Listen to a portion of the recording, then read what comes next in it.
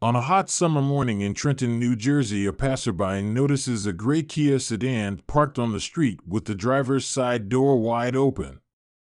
Upon further inspection, the witness is in shock when they discover an unresponsive black male slumped over the steering wheel, bleeding profusely from multiple gunshot wounds.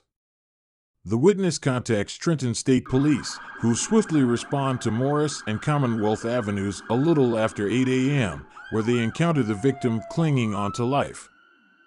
EMS rushed the male to St. Francis Medical Center, where he died a short while later. At 34 years young, Eric Rue had already accomplished so much in his life. He had served in the military for years.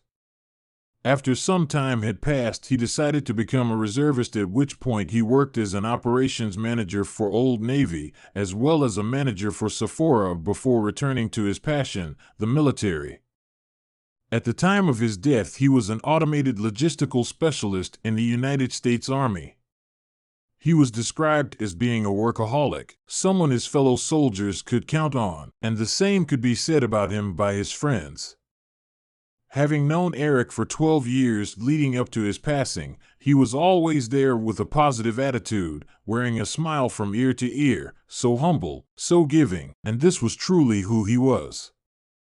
He protected those around him, standing up for those who didn't have a voice. At the time of his murder, Eric was the 16th person to be killed in Trenton in 2018. In the days following this senseless execution, Trenton police canvassed the area, interviewing people in the neighborhood and stopping in local businesses, including the one Eric's car was parked in front of, the notorious Championship Bar. Before closing its doors in 2022, the bar was riddled with bullets after a memorial was held in honor of a former bartender. That same year, A.M. was gunned down outside the bar, while a few weeks later a shootout broke out in front of the bar on Chambers Street.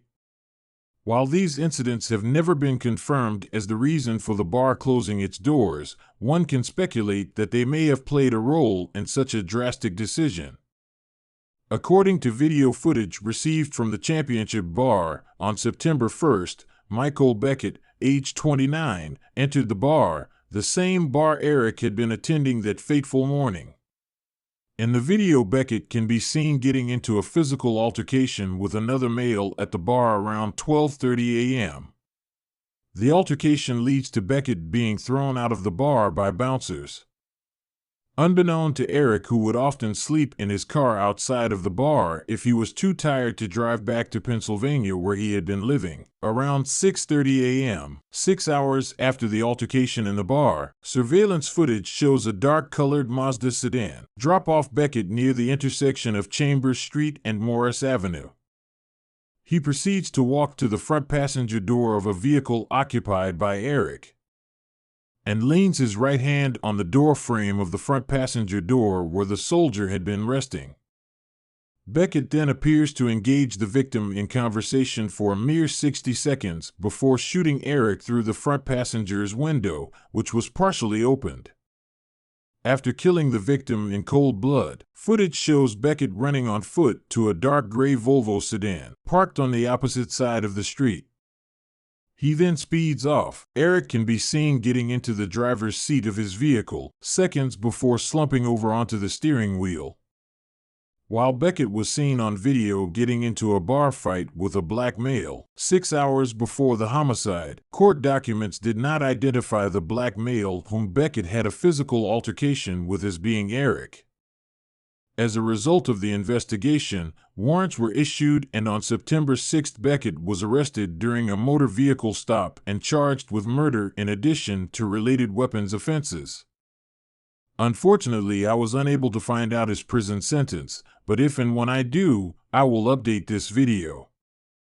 It is important to note that Beckett had been arrested at least twice in 2017, the year prior to murdering Eric.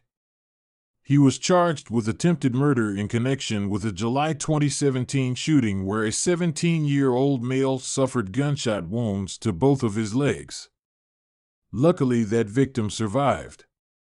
That same year, he was also arrested for drug distribution. Can you imagine having served your country, committing to multiple tours in Afghanistan only to come home and be murdered in the place you grew up.